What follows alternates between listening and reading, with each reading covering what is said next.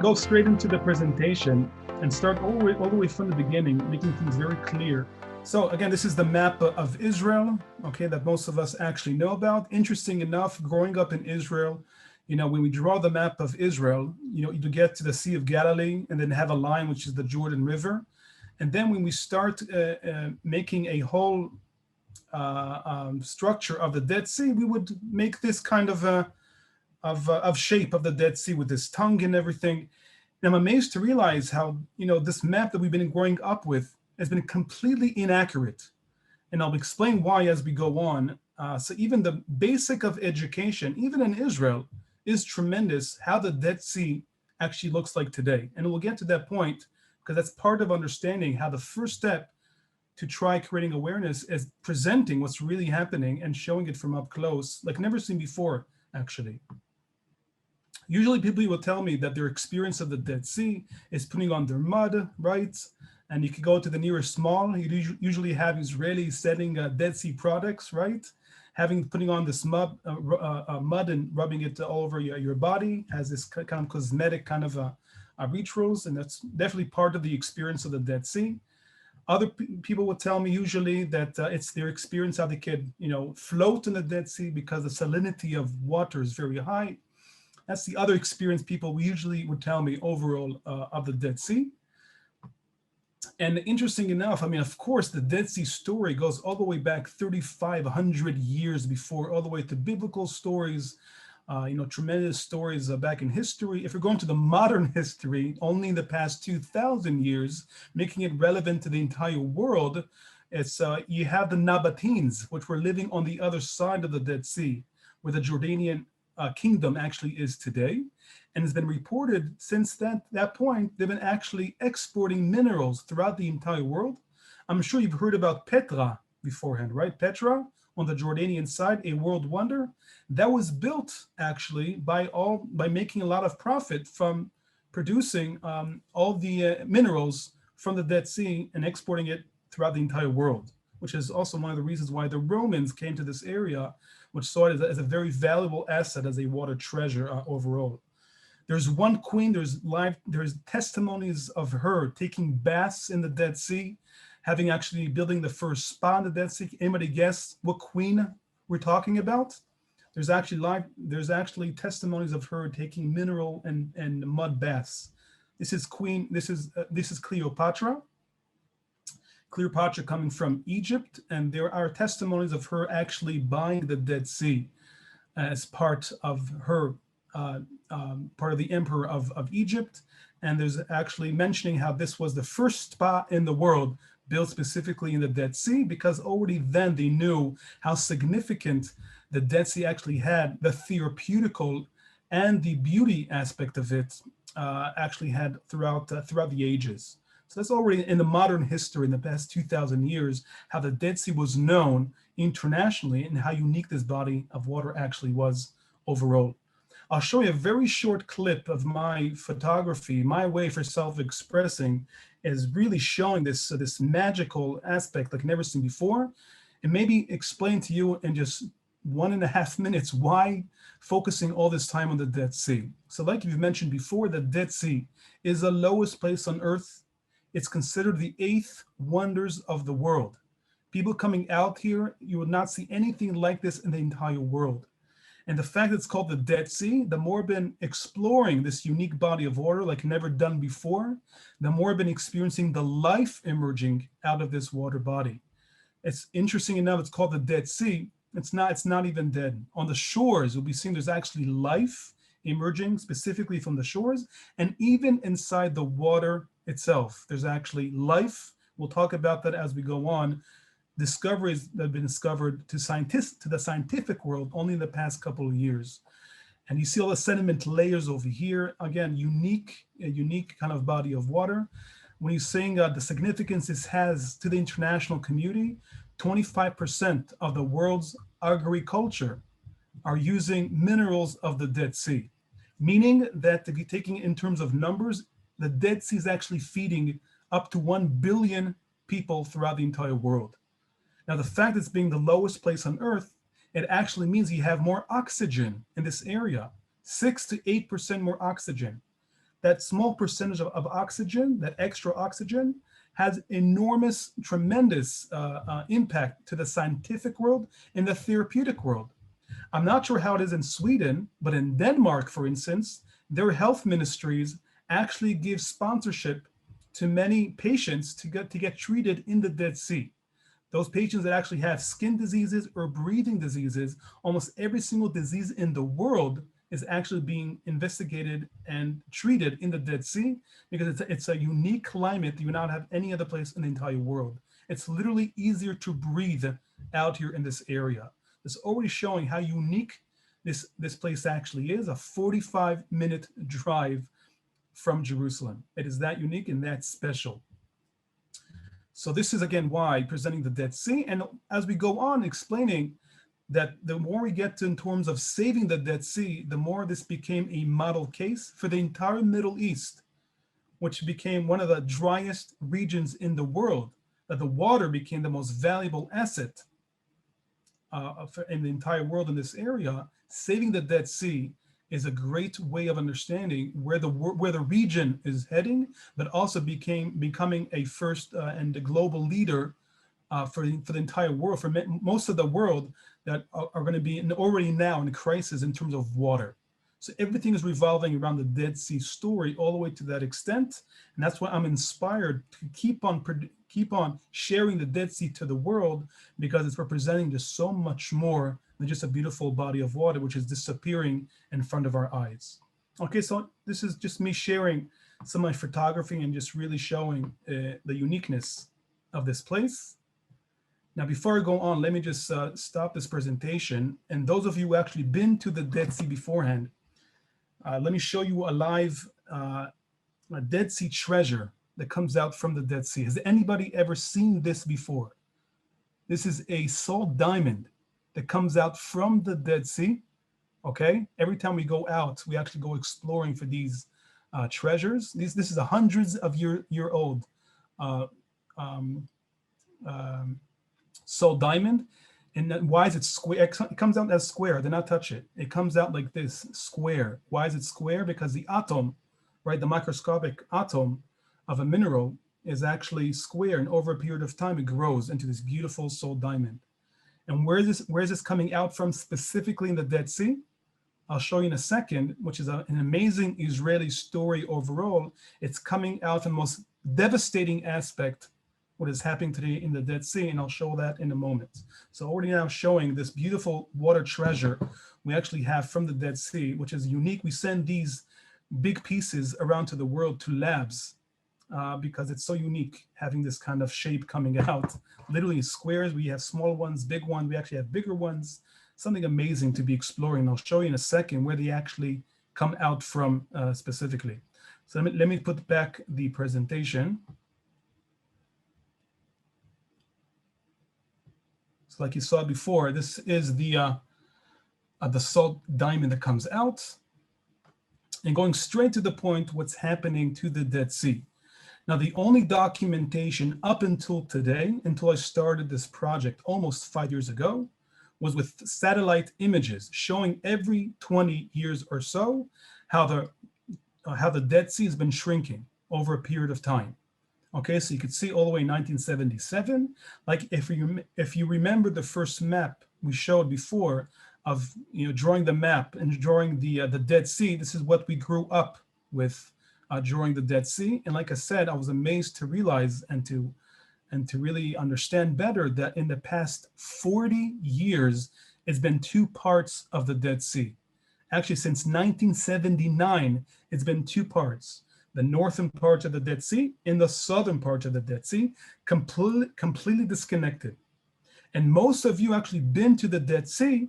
I guarantee over 99% have actually experienced the southern part of the Dead Sea, which is completely today artificial. It's not even part of the aspect of the Dead Sea. This is how it looks like from up close. Next time you come to Israel, hopefully soon, when you go to the Dead Sea, if you go through Arad, the city Arad, and you start driving down towards the Dead Sea, there are many places you can look out towards the Dead Sea, and you actually see how everything is divided up into pools of salt. Okay, the factories and all the hotels out down over here, the factories on the southern part, both on the Jordanian and Israeli side are in the southern part. What they do is actually pumping out the water from the North Dead Sea all the way down to these pools of salt, which are used mainly for the tourism aspect. And like we said, the differences of both bodies, okay, if it's the southern part, which became the main focus today of people, is 9 meters deep, okay? The northern part of the Dead Sea that's remaining today is over 480 meters deep. Nothing even to compare between both bodies of water. That's the differences we're dealing with, and almost no focus today on the northern part. And we'll see and explain how today there's almost no access to the northern part of the Dead Sea. That's why it became a challenge to really investigate and to and explore the Dead Sea. And I'll show you how I've been exploring the Dead Sea in the past 5 years. So the main reasoning for all this, why is the water body, why is the Dead Sea shrinking? So this is the main reason for this. 30% is because of the industry, like we just mentioned before, factories pumping out the water from the north to the south. This is only 30%. Most of the focus is usually on these companies, the biggest companies today in Israel. And again, people do not realize how, again, parts of the export of these minerals out to the world are providing people with food. We're always getting to this moral dilemma, which is very interesting in terms of dealing with the Dead Sea or saving the Dead Sea.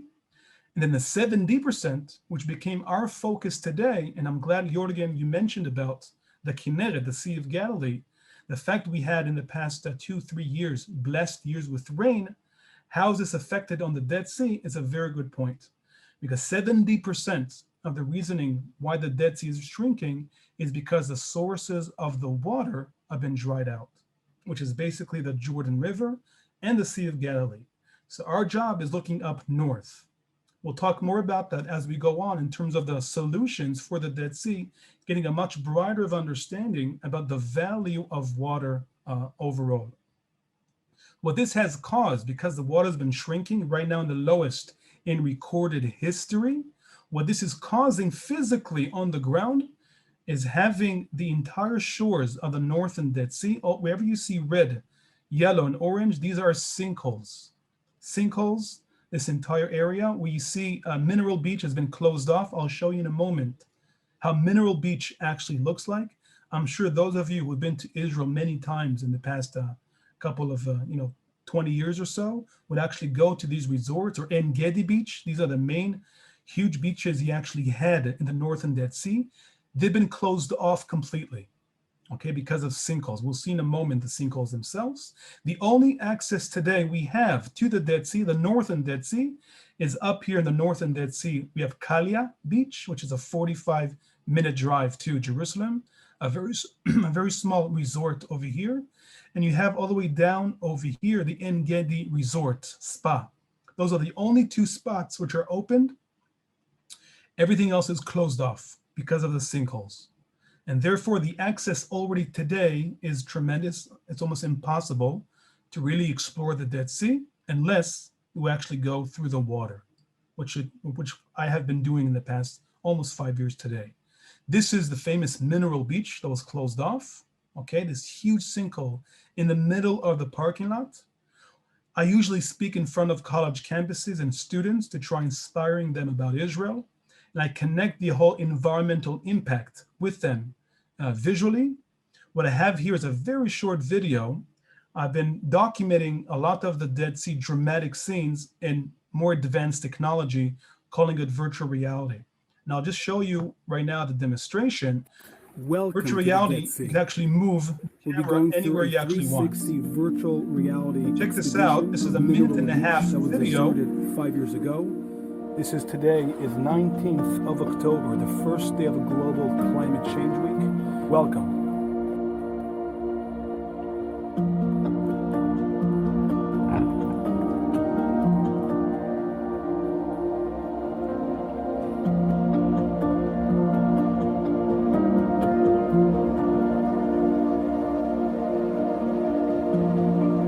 Check this out. This is exactly the spot.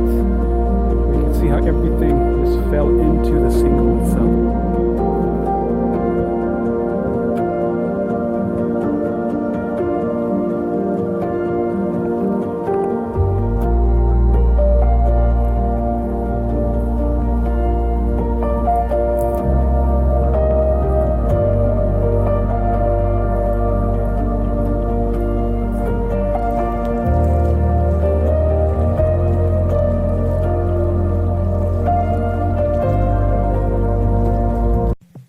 That's it. Just a minute and a half. That's a promo.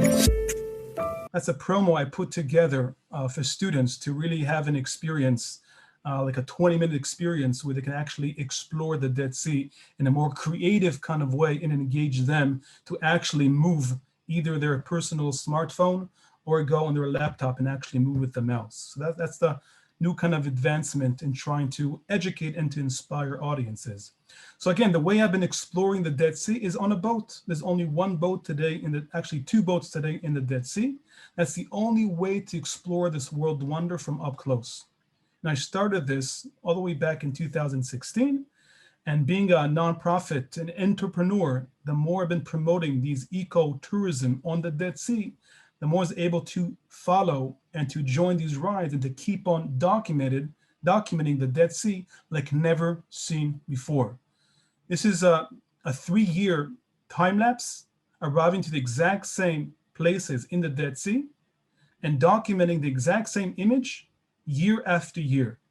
So this is a first of a kind documentation, simple photography of year after year, seeing the dramatic changes. You'll be amazed to see how fast the water has been receding in the Dead Sea in a much more intimate, personal kind of way. This is the first time I came out to the Dead Sea. 1 year after, look at that, exact same formation. The way you can know it's exact same formation or location is if you look in the background of the mountain, the exact same location. It took me a while to understand what am I looking at because everything changes so fast in this place, especially this place over here. I did not recognize it just a couple of months after.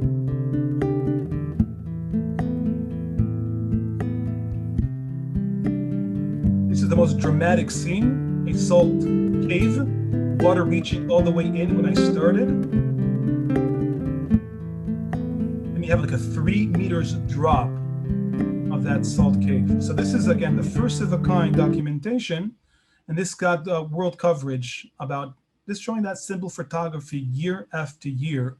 And that was part of my mission to keep on going on these rides, boat rides, to keep on documenting one, the dramatic aspect of it, but also, like you'll be seeing later on, the beauty and magic of this place, a contrast which is very, very powerful.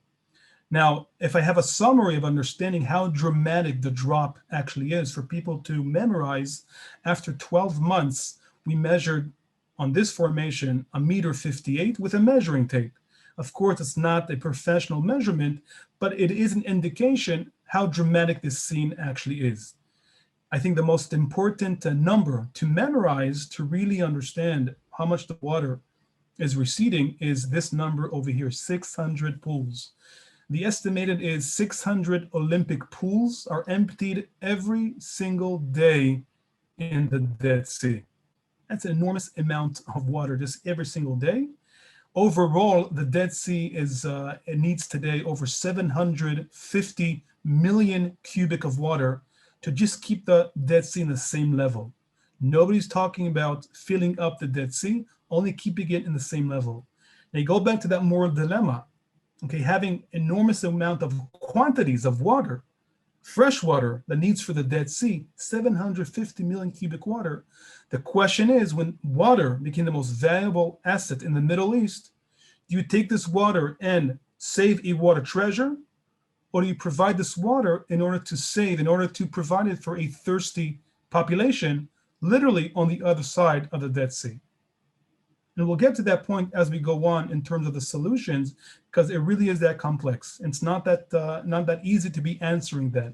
It's a moral dilemma, and of course, the basic human right is having fresh and clean water for the population. So that's why it's a very complex, not that easy talking about what is the solution for the Dead Sea overall. So again, the more I've been documenting, I've been using my images to really share and inspire audiences throughout the entire world. This is in the Knesset, the Committee for Saving the Dead Sea. It was the first time also showing them the time lapse and showing the beauty. And showing the beauty of this world treasure is to try really explaining what we're losing. Without seeing it, it's a little easier to understand what we're losing in front of our eyes. So I had my ways to self-express and to share this wonder because I've been on this boat so many times. I was able to keep on documenting and showing this world treasure like I've never seen before. So, and my main job then was taking out delegations from the entire world, and they join us on these rides, like I explained before. And on these rides, eventually, I would share with them the time lapse, and that was my mission on these rides. People are amazed at what they're seeing. Look what was here a year ago, going all the way back 4 years. This April is going to be, I'll be marketing 5 years. So April is a very strategic time for me to be going out and to document those exact same images, as you can see over here, to keep on this kind of documentation, because it really hits you hard to understand how much of the water has been receding in recorded history. I have guests coming from different parts around the world every single year, and I take their picture from the exact same location 1 year after another, for them to take back and to realize how much the Dead Sea has been receding. So I make it also very personal for people. This friend of ours, she's coming from Denmark, and she comes every year at the exact same time, and we take her to the exact same spot, taking the exact same photograph, just showing her that 1 year of difference is absolutely tremendous. This is the other part of the story. On one hand, we saw the devastation of the sinkholes, which is causing, by the way, over $90 million a year of damages, of property, of roads being closed down, beaches have been closed down, agriculture areas have been deserted. People need to leave the area because they have no jobs because of that. The other side of it, the contrast, again, always a contrast, always the other side, the optimistic side of it. It's a beautiful geological phenomena. Going out to these sinkholes, over 700 sinkholes appear every single year, by the way, in this area, over 6,000 in total. It's a beautiful thing to be experiencing, I'll be honest.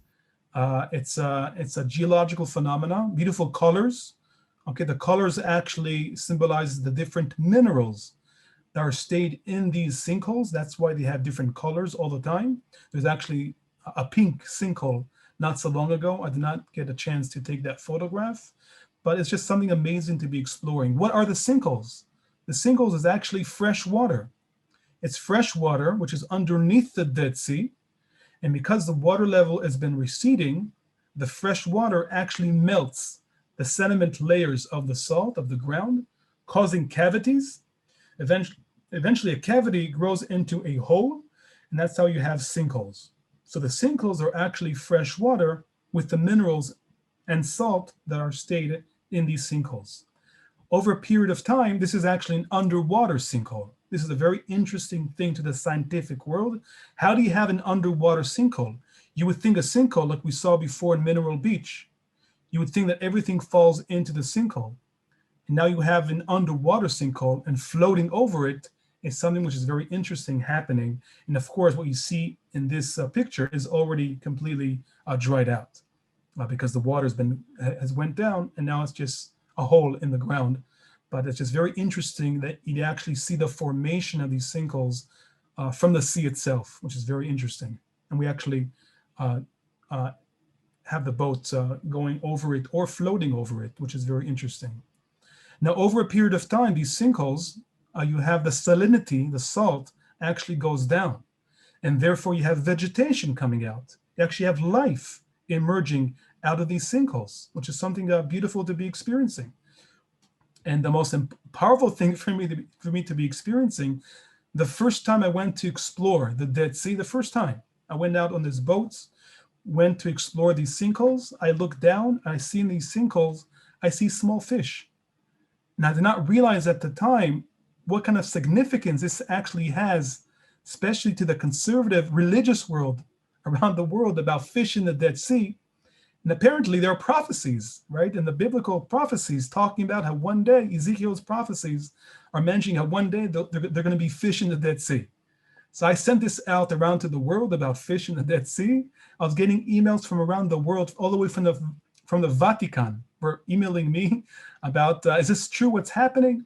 And I did not realize then that this is part of people are talking about in the religious world about prophecies about Israel in the Dead Sea. So it's a fascinating thing happening in the Dead Sea. One hand, it's a devastating impact. On the other hand, life coming out.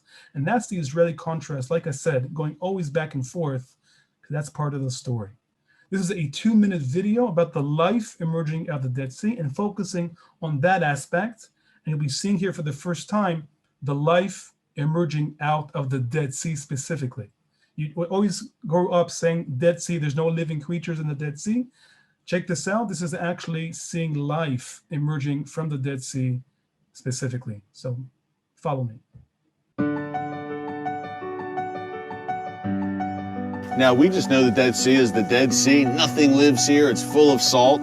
But things are happening here. Non-stop things happening. After 3 years, I could tell you there's so much life coming out from the Dead Sea.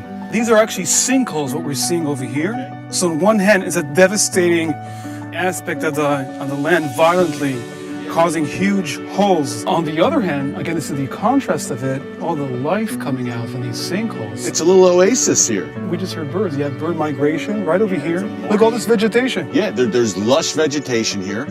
There's birds. We hear them chirping in the background. There's massive migration coming through here, Noam.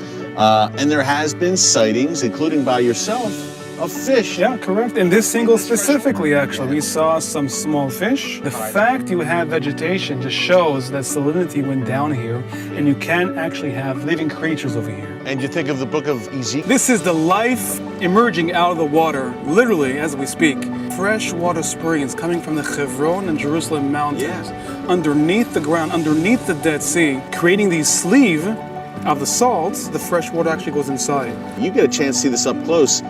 This is amazing. What do you think of all this? Special. This is exactly it. Experiencing prophecy coming true, being part of it, being involved with it is something so spiritually uplifting.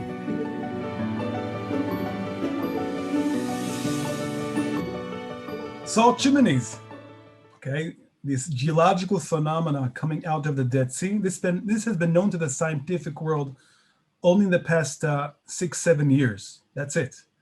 And it's just something, I was just actually there today for the sunrise to see these salt chimneys. I tried to explain before, you have underneath the Dead Sea freshwater springs. In the freshwater springs, you have microorganisms, okay, living in the fresh waters. The microorganism, in order to save the freshwater springs, it actually, it takes all the salt to go scrolling around the river itself of the water, eventually creating a sleeve of the salt. And it's called the chimney because on top over here, you actually have the water, the fresh water leaving. So you can see even in this image, you have rings around it because the water is actually leaving from on top of it.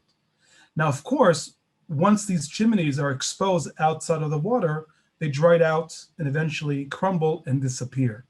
So again, you have this beautiful geological phenomena, which are causing because of life in the waters of the Dead Sea.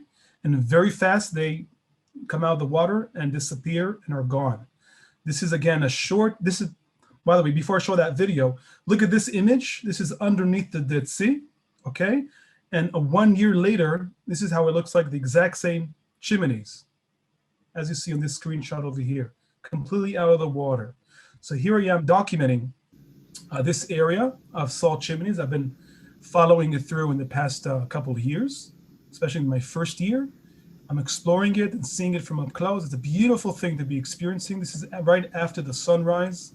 I come to this place and I document and see it from up close. Beautiful thing to be following. And then 3 months later, this is during winter, I go to the exact same spot.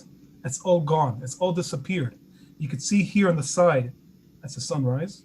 You can see here on the side, it already fell and tilted. You see here remains of it, exact same spot. And basically what you have here, because you have very high, strong winds In high waves, everything just follow, everything can tip over and disappear and crumble, and that's it. So the changes of happening here in the Dead Sea are so fast in a very rapid kind of way that if you're not there every single day over a period of time, it's very hard to really understand what is it you're looking at, and seeing the evaluation of the changes happening here. You really it takes a while to really understand that and to realize what is happening in this place. And I'm proud to say that this kind of discovery, this is my images on the National Geographic magazine, talking about the life emerging from the Dead Sea waters. We had CNN coming out with us on this boat to explore and to broadcast around to the world about the life emerging from the Dead Sea. And the one thing I've been so proud of is getting recognition from NASA.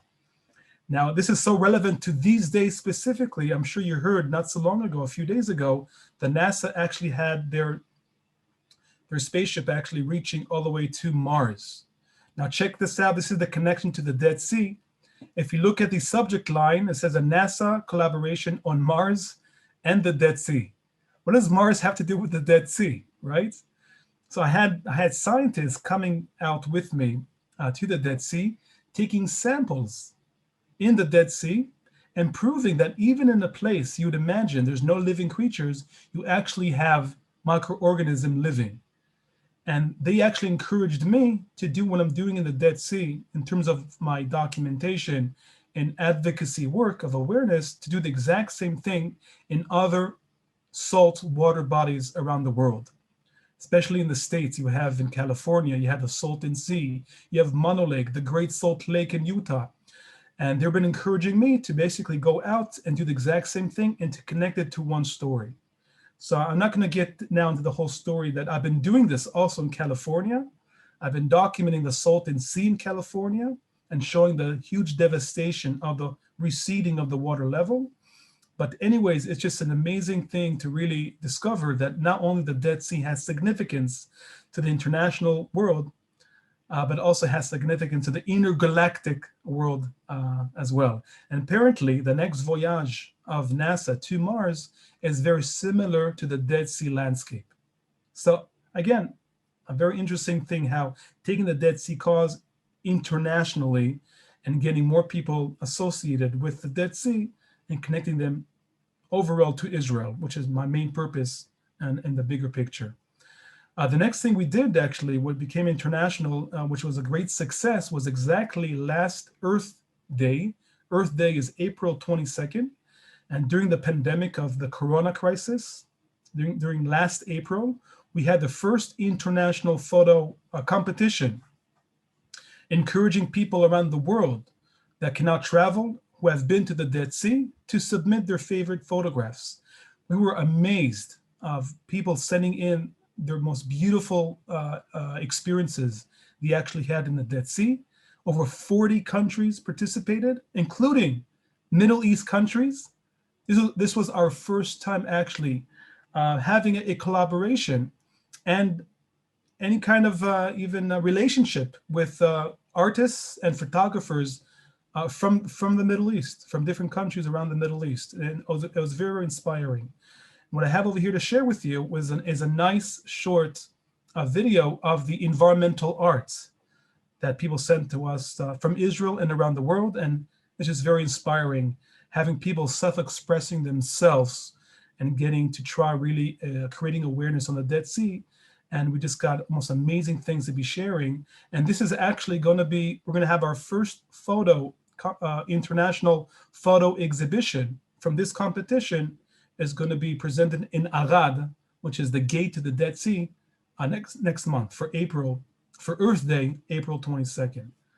So this is a 1-minute video on the environmental arts that people submitted around the world about the Dead Sea.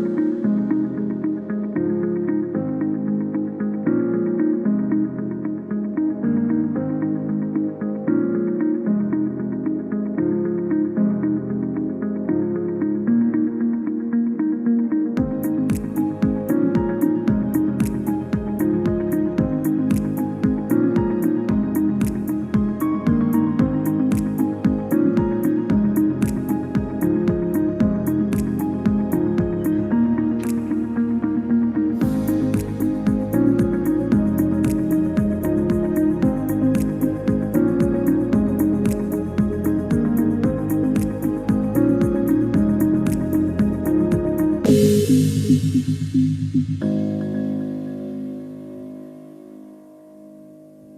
so this really got the world coverage.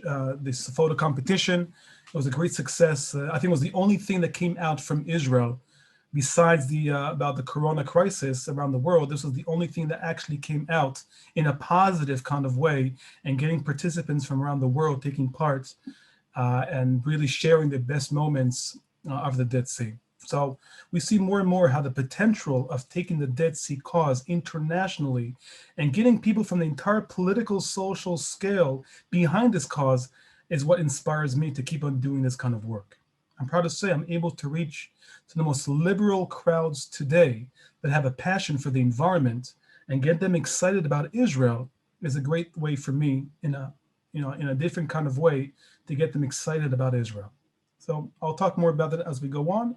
I think the next stage now, this is again more about the whole Dead Sea story and how deep it actually goes and the significance of it. Now let's go a bit more deeper into the whole concept of saving the Dead Sea and talking about the whole Middle East region in terms of water and the significance of this most valuable asset that we actually have.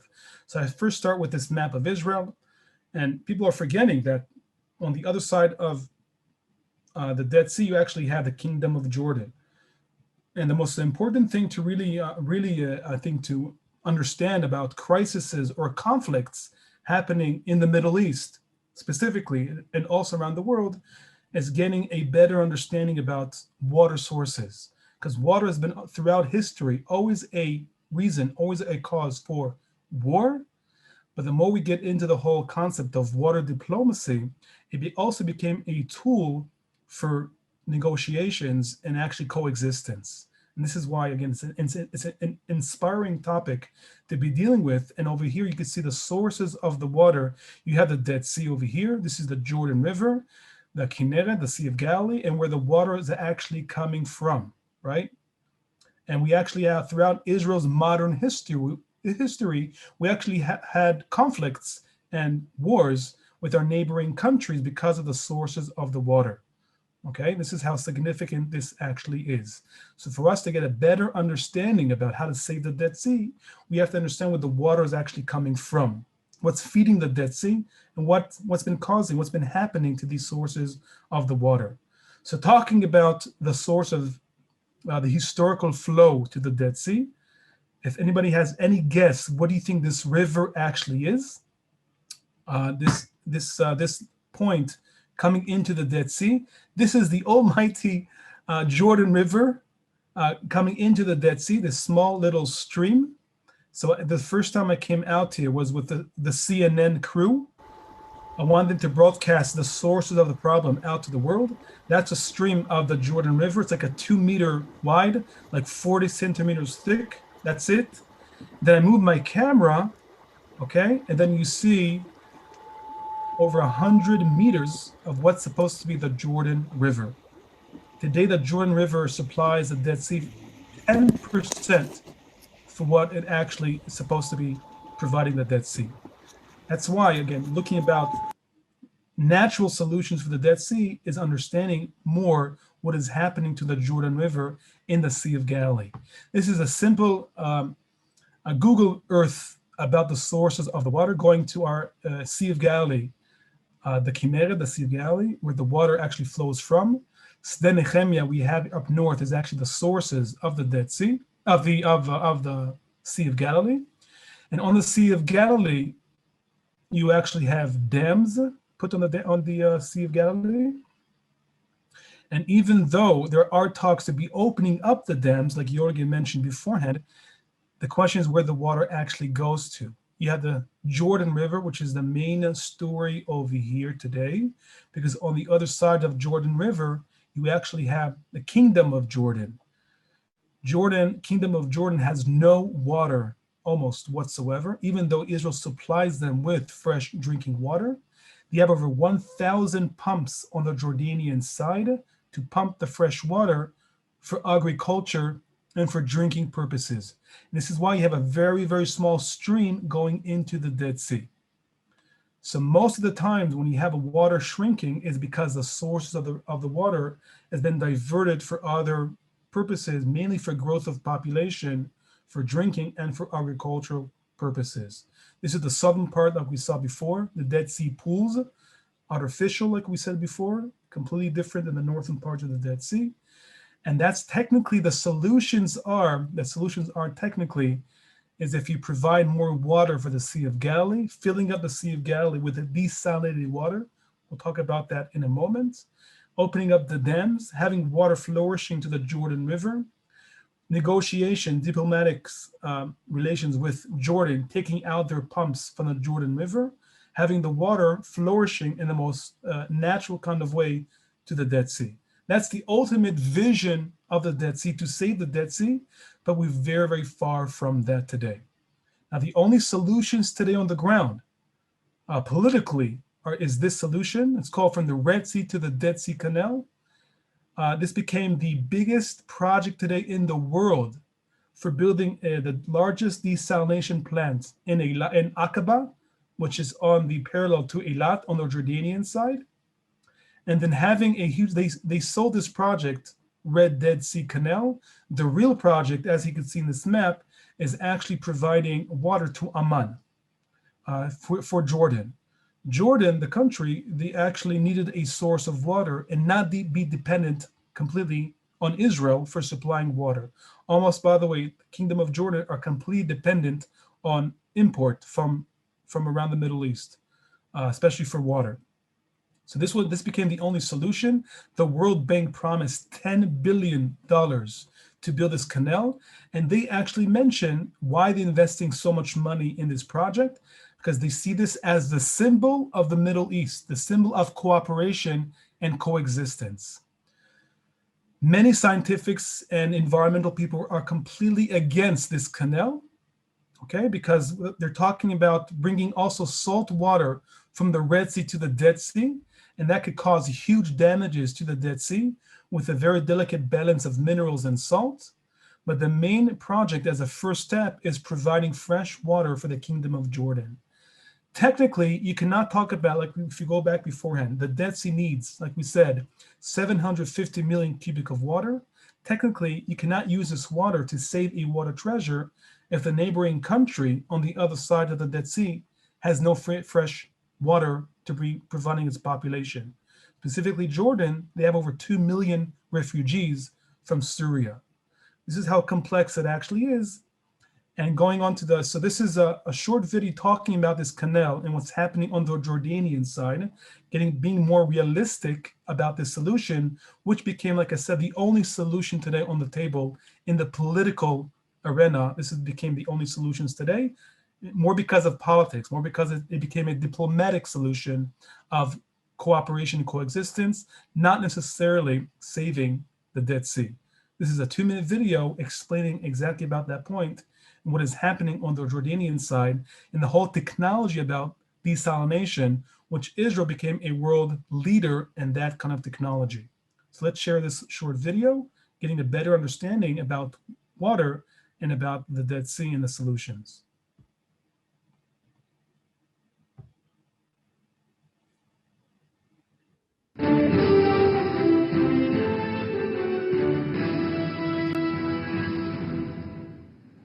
Well, the $12 billion Red to Dead Sea project for replenishing the receding Dead Sea also includes plans for hydroelectric power stations and desalinated drinking water for Palestine, Jordan, and Israel. CGT and Stephanie Free takes us to Jordan and the site of what will be the biggest desalination plant in the world. We will be pumping from the Red Sea about 2 billion cubic meters a year. And in the full project, we are going to desalinate 900 million cubic meters a year. 900 million cubic meters of water is roughly the amount of water you'd find in 350,000 Olympic swimming pools. Most of that will go to water-starved Jordan. Jordan is one of the world's poorest countries when it comes to water resources. Here, water rationing is a way of life. So building a desalination plant, that's a way out of water woes. It will be built south of here along this desert road. It's being billed as the world's biggest desalination facility. Israel will be consulting with Jordanian colleagues on technical and procedural matters. The importance of this project also is that it will give Jordan an entry to the desalination world. We don't have much experience in desalination, while Israel has world-class experience, I think, or the best in the world. Water pumped north from the Dead Sea will be treated at the desalination plant, and brine mixed with marine water will then be piped further north to the eroding Dead Sea. Remaining treated water will be earmarked for agriculture, industry, and consumption. The brine mixture in the first project phase is expected to cut Dead Sea erosion by 33%. The Red to Dead Sea project for pumping hydroelectric power, replenishing, and desalinating has been in planning stages for decades. Will it go through now? Talking so long and so much about it gave me personally the doubt that it will ever happen. It's doable. It's very much doable. I have confidence in executing this first phase at least. Officials say the project will be in full commission in 2021. For CGTN, this is Stephanie Fried at the Dead Sea in Jordan. So there you have it. A short video really gives you an also much brighter understanding about the Dead Sea and taking it to the next level of the region itself, also water bodies overall, and also what's happening on the neighboring country on the other side of the Dead Sea. The next level to that is understanding what's happening throughout the entire Middle East, taking the cause to a much brighter understanding about the valuable asset of water. A short video that we collected of really showing what's happening to the almighty rivers of the Middle East that for the first time in history have been drying out. Yeah, the Euphrates and Tigris, many of them are coming from Turkey. Turkey built huge dams on their side, basically because of the conflicts happening in Iraq and in Syria. They've used that time building huge dams on their side, not having water supply all the way to Iraq and Syria. You'll see very soon the images of Tigris. These are the main rivers of the Middle East, keeping everybody very much dependent on these rivers. This is the Tigris in Baghdad. Someone's actually crossing it by foot. So in terms of droughts, over 10 years of droughts throughout the Middle East. So there's a huge crisis of water throughout the entire region. We had this lake in Syria, which used to be the size of the Sea of Galilee, almost completely dried out as well. By the way, the civil war in Syria began because of having lack of water for 250,000 farmers. Because there's no management of the water, you had farmers actually moving out. The Nile River, the longest river in the world, you have Ethiopia putting dams on their side, water not going through all the way to Egypt, to the Cairo. Cairo is the second largest city today in Africa, the fifth in the world. بناء سد جديد. رئيس الوزراء الإثيوبي أعلن عزم بلاده إقامة سد آخر لتوليد الطاقة بمقدار 2000. The Nile itself, you have islands in the middle of it.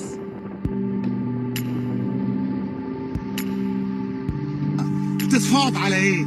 وعمال يقول احنا بنتفاض، تفاض على ايه؟ تفاض عليه يا ابن الله يخرب بيته. This farmer is very upset on the government that he cannot grow his crops because he doesn't have enough water. The country that has the worst of it all is Iran, from all countries. They're in huge problems of water, and only because the ones who are actually close to the government, the Ayatollahs, actually get providing the water. A lot of demonstrations in Tehran is because of lack of water. So these are the famous rivers in Tehran. You actually have jeeps driving through. In any case, I think you get the picture of what's happening throughout the entire Middle East and the crisis of water shortages throughout the entire region. And these past few months, I'm sure you've heard about the Abraham Accords, right? signing peace or normalization agreements with neighboring countries throughout the Middle East. And we're taking the initiative of taking the Dead Sea cause into a much broader understanding, because the Dead Sea cause is presenting the problems of water shortages and water sustainability throughout the entire region. So the next level for me of dealing with the Dead Sea is focusing on the much bigger picture and trying to work with our neighboring countries, our new friends in the Middle East, for basically promoting water sustainability for the entire region. Learning about the Dead Sea cause and promoting ecotourism, now we've established this for the entire Israel. We built a whole Israel eco tour with professionals. And I've been invited by the government in the United Arab Emirates to do the exact same thing on their side and promote ecotourism, focus on water sustainability.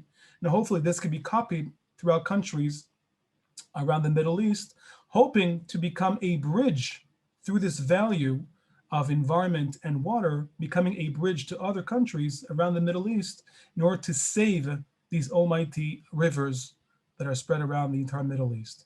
So this is again taking the Dead Sea to a much broader context, because eventually to saving the Dead Sea, you have to have a much broader understanding about the value of water. And again, Israel specifically and the UAE, the United Arab Emirates, are the most leading countries in the world today for water management and water technology. So I'm hoping by this kind of collaboration, using this kind of value, that's something which is important to all of us, we could actually promote true coexistence in the region and become a model case for the entire world. So like I said, I'm optimistic and very much have the enthusiasm to keep on doing this kind of work and developing as time goes by, being involved with this very, very deeply.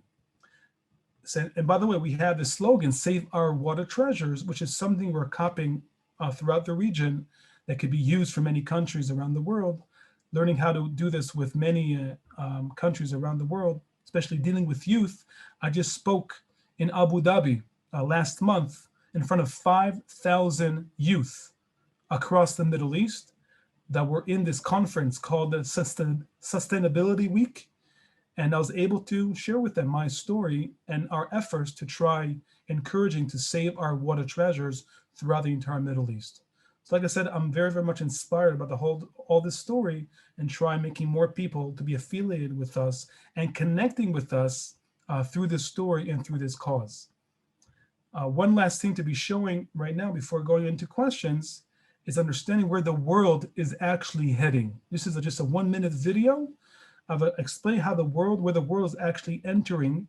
I remember 2 years ago, the UN General Assembly were mentioning that the next decade is going to be the decade of water. Already now, 2/3 of the world are going to be in big problems with the water shortages and the fresh and clean water. And like I said, the solution is actually coming from Israel and from the Middle East to be inspired throughout the entire world. So this is just a short video, what's happening around the world in terms of water, which we understand became the most valuable asset in the entire world, that sometimes we all in the developed world take this very much into granted. 71% of our planet's surface is covered in water. 332.5 million cubic miles of it. 366 billion gallons. That's over 48 billion gallons of water for every person on Earth. But today, 1 out of 3 people don't have access to safe drinking water. Some projections will show by 2050, more than half our population will be living in water-stressed areas. That's over 4 billion people. These aren't just issues in developing countries, something you hear about elsewhere. These are things that are happening in our communities all the time. Worried and angry about lead contamination. The military in remote parts of Puerto Rico. And that's the result of many things, but one of them is that 96.5% of that water is found in our oceans. It's saturated with salt and undrinkable. And most of the Earth's fresh water is locked away in glaciers or deep underground. Less than 1% of it is available to us. When you dig a little bit and look under the surface, even here in the United States, we have large numbers of people that don't have access to safe, clean drinking water. So why can't we just take all that seawater, filter out the salt, and have a nearly unlimited supply of clean, drinkable water?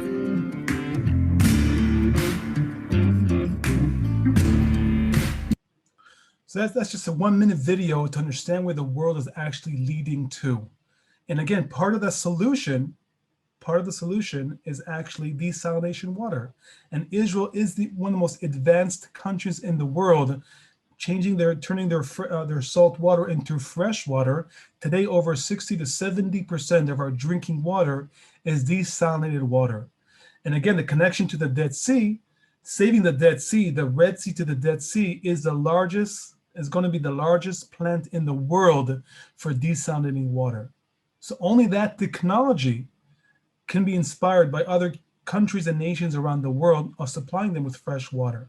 It's not the ultimate solution, it's only part of it, but everything starts with the basic education, the basic management of water, which the leading world is actually is very, very back behind. I'll give you one last statistic in terms of how advanced we actually are with water. Israel recycles its water up to 94%. 94% of recycling water. The country after Israel is Spain with 25%. When I came back from California, the most liberal state you have in the United States, it's 5% recycling their water. So it's already now that can be learned of managing water, but the solutions and managing and being a master of water solutions throughout the world is coming about. It has to do with the Dead Sea, or solving or saving the Dead Sea. The more the Dead Sea is going down, the more I understand today where the world is going to be more in crisis in terms of water supply and fresh water supply for populations.